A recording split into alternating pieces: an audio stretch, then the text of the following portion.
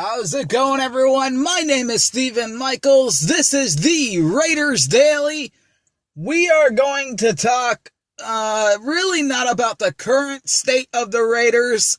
This is a special edition of TRD Radio. Today, I was listening to Sirius XM, and I was listening to Peter King. And Peter King was on the air talking to Mad Dog, and Peter King went on to talk about how he would never vote for Tom Flores in the Pro Football Hall of Fame. I am going to play that audio for you right now, and after he is done talking, I am going to basically tell you how I feel about all of this. So here it is. I think that if you want to really do the real great, if I was on the committee, I think you got to win a Super Bowl to be in the Hall of Fame. I really do. To win as a coach. Yeah, I don't like making categorical statements about what you have to do to get in the Hall of Fame. I mean, I get 5 communications a week that Tom Flores should be in the Hall of Fame, and whatever I do, I mean, it's most of them are very respectful, and I just said, look, listen, Tom Flores inherited a great situation in Oakland, and hey, he deserves a massive amount of credit for winning a couple of Super Bowls, but, he also coached in Seattle, and his record in Seattle is totally miserable. And so you have to look at that. You have to look at, and to which many Raider fans always say, well, that's not his fault. He didn't have any players in Seattle. Well, I mean, your record is your record. If you're getting credit for winning 2 Super Bowls in Oakland and, with a team that someone else built, okay, what should happen if you go to a bad team and your team is bad? I mean, it's got to count. I do. Now, it's got to count. Tough call. Now, George. Okay, everyone. You just listened to Peter King on Sirius XM Mad Dog Radio with Chris Russo. Peter King, first of all, this guy just loves to snub the Raiders. And his reasoning why he will never vote for Tom Flores is laughable. And it's unbelievable. You can't believe it because it's, quite frankly, it doesn't make sense. If you are going to go by that the reason why Tom Flores is not in the Hall of Fame is because he had 3 bad years coaching the Seattle Seahawks, then what about Bill Belichick? What about Bill Belichick? Bill Belichick was the Cleveland Browns coach from 1991 to 1995. He only had a 36-44 record. He led them to the playoffs one time in 94, but that was his only winning season. He was terrible for Cleveland. But I guess because it's Bill Belichick, Peter King, that's okay. Why? Why is that okay? Don't tell me because the Browns weren't talented. You can't say that because you just said right there that the Raider fans saying that the Seattle Seahawks had no talent on their team, that doesn't count. That good coaches can bring any team, to greatness. Well, Bill Belichick, he couldn't do it with Cleveland. And he couldn't do it without Tom Brady either. And what makes me sick about this, it's so obvious Tom Flores should be in the Hall of Fame. And what makes me more sick about this too, just to throw another person in there, Jim Plunkett should be in the Hall of Fame. This guy also won 2 Super Bowls, and if you listen to Peter King, what did he just say? Oh, I don't count just the NFL. I count all of football, college football, whatever. I count it all. Well, Jim Plunkett was a Heisman Trophy winner.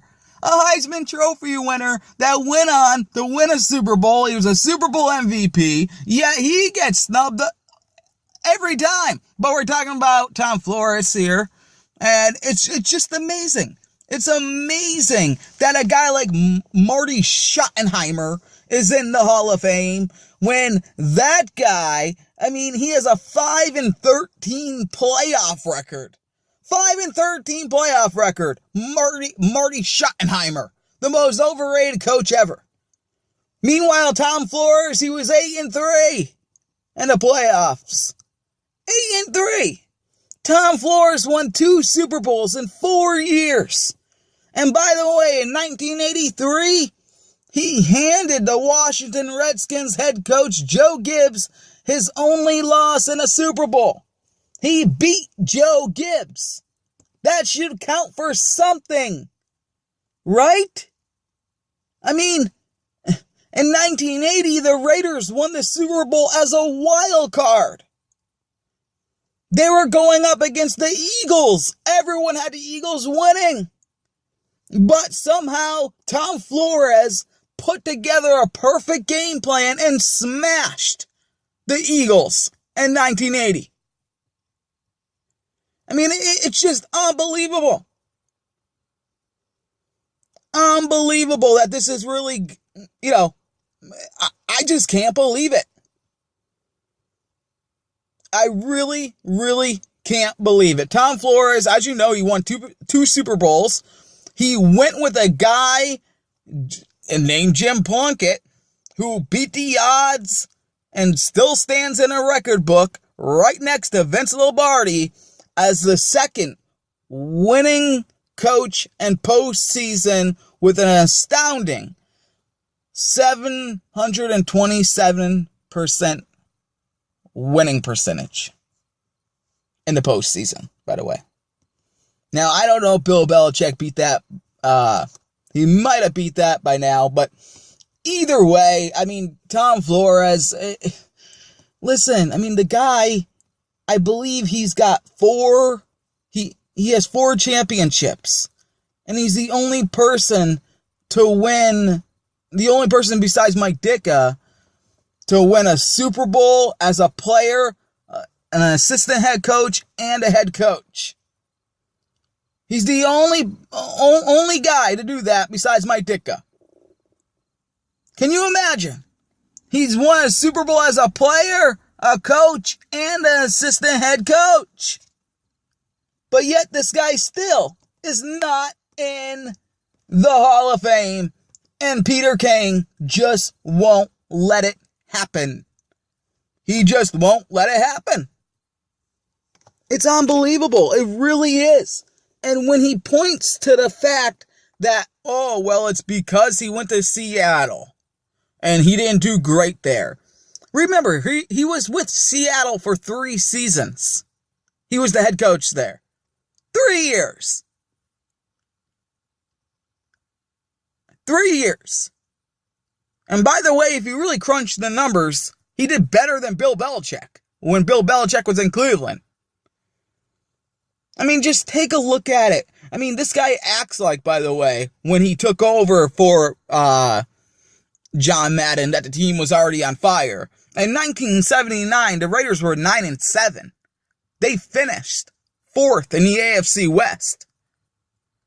Then, the following year, because when you hear the clip, what does he say? Oh, he took over a great juggernaut team, all this. That's not true. The following year, the year he took over, the team went 9-7. 9-7. Then, the second year, when he was the coach, they went 11-5 and won the Super Bowl. After that Super Bowl hangover, they were 7-9. But then after that, in 1982, they went 8-1. That must have been a strike year, I'm guessing. Or they went 8-1. They were first in the AFC, but they lost to the New York Jets in the playoffs. But then after that, In 1983, as we all know, the Raiders went 12-4, first in the AFC West, and they won the Super Bowl. 1984, Tom Flores went 11-5. They lost in the wild card game to the Seattle Seahawks. 1985, he went 12-4.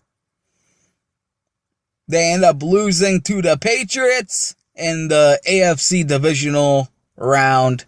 But as you see where I'm going with this, and then in 86 he was 8-8, and then in 1987, that's when he had a really bad year. He was 5-10. But when it's all said and done, the guy, like I said, his playoff record, he had a 727% winning percentage, which is, I believe, maybe the second best right now in all time, I believe. It's up there. And then in his regular season winning percentage, he had 610. That is really, really good as a head coach. And he won 2 Super Bowls. And he has, 2 Super Bowls as a head coach and 2 more as an assistant and as a player. So the guy has 4 rings. The guy won 2 Super Bowls as a head coach. And what really bothers me more than anything, to be honest with you guys, is when Tony Dungy was up there. This guy would never have won a Super Bowl if it wasn't for Peyton Manning, by the way. His team was never good. They always lost to the Patriots. He was known as a choke artist. That's what he was known as. He finally got to the Super Bowl, and he got to play against the Chicago Bears that I believe had, what was his name? Jesus, it's gonna drive me nuts. The quarterback, Rex Grossman. Okay, the Colts were going up against Rex Grossman, and that's how he won the Super Bowl. The NFC was really weak that year. That's the only reason why they even won. Rex Grossman, congratulations, Tony Dungy. You beat Rex Grossman. And what I hate about this whole thing is when Tony Dungy got into Canton on ESPN, what did they say? What did they say? He was the first man of color, head coach of color, to win a Super Bowl. That's what they said. That is untrue. That is untrue. Tom Flores, a Latino head coach, is the first man of color to win a Super Bowl. That is a fact. That is a fact. It is not Tony Dungy. For Peter King to go on that radio show and blatantly just dismiss all of these accomplishments that I've been talking to you guys about. It's insane. It's literally insane. I mean, you cannot think. There is no argument over this. Okay? To call Tony Dungy at the Gold Jacket ceremony, he was announced as the first coach of color to win a Super Bowl. That's how he was announced as, by the way, to the crowd. Disgusting. Disgusting. Like I said, I mean, Peter King can pretend that Super Bowls don't matter, but they do. They do. It's just ridiculous. Because you know why I know they do? Because when Tony Dungy was up there, they mentioned that Tony Dungy won a Super Bowl as a defensive back for the Pittsburgh Steelers and won as a head coach. Now, of course, Tom Flores won one as a player, as an assistant coach, and 2 as a head coach. But still, that's how I know they care about Super Bowls. Don't give me, we don't care about Super Bowls. Because you do. You do. By the way, Dungy, in his postseason record, he was 9-10. 9-10. Flores, 8-3. The media loves to paint Tony Dungy as this saint. And, he's so great. He's so great. Let's not forget Tony Dungy is one of the guys that was champion to have Michael Vick back in football. And he was also a guy that was really against gay marriage, if you remember that.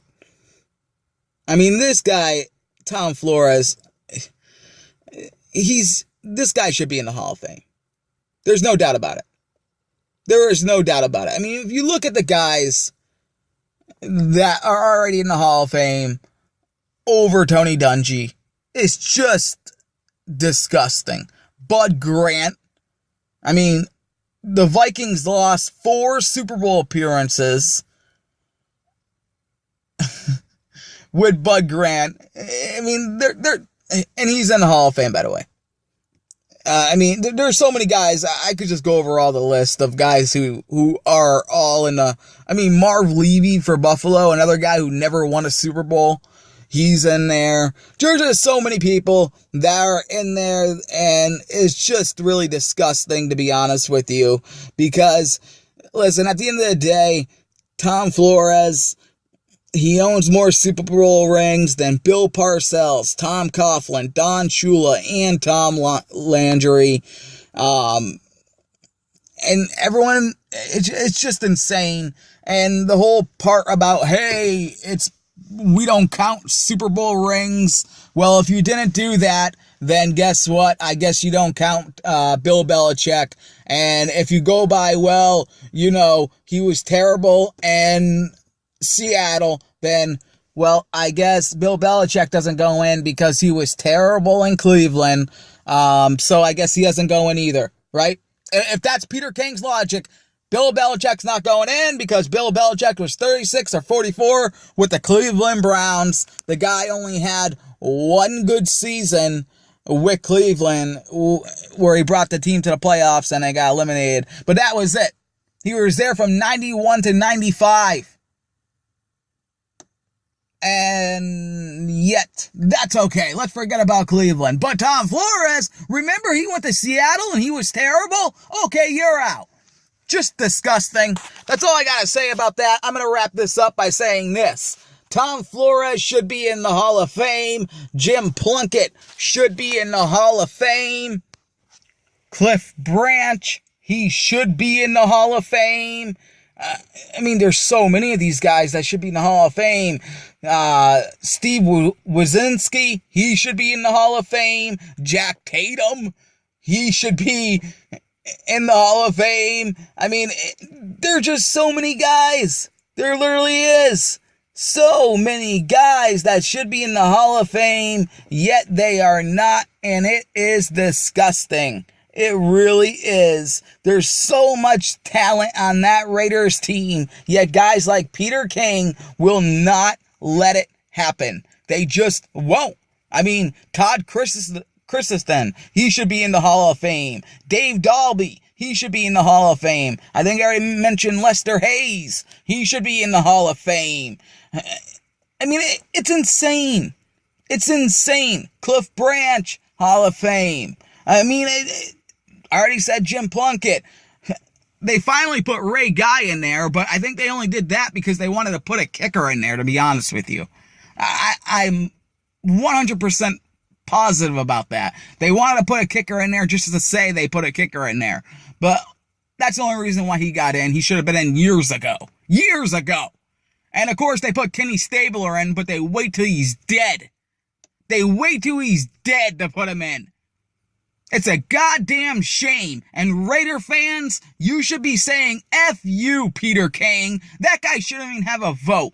All right, everyone, I'll see you later. My name is Stephen Michaels. Thank you for listening to this special show. And listen, do whatever you can. Support on Twitter. You know, hashtag the thing. Say Tom Flores for Hall of Fame, or even Jim Plunkett, any of those Raider legends that deserve to be in the Hall of Fame, especially a guy like Tom Flores, who has 4 rings, 2 as a coach, and Jim Plunkett, hell, the guy's a Heisman Trophy winner, a Super Bowl MVP with 2 Super Bowl rings. It's just completely insane. This is called Raider Snubs. My name is Stephen Michaels. Thank you for listening. This is the Raiders Daily.